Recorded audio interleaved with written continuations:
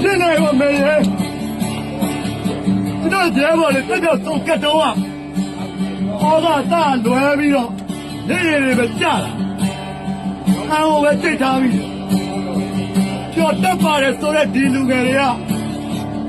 ကျော်ရတဲ့အလုပ်ကြီးကိုတက်တဲ့လောင်ကျထက်နေတာမြင်ရတော့ငါတို့ဟာအခုချိန်မှာတော်လိုပဲကြက်ခံရမယ်ငါတို့ဟာတောင်းနေလိုပဲပြီးခံရမယ်ငါတို့ဟာတပ်ပိနေလိုပဲအတီးပြန်တော့စိမ့်လိုက်ရမယ်ငါတို့ဟာစိုင်းပေါက်နေလိုပဲတိတ်တိတ်တော့ကြီးစရမယ်ဟုတ်လားတော်လို့ချင်းတဲ့ပြင်းဆက်ချင်းကို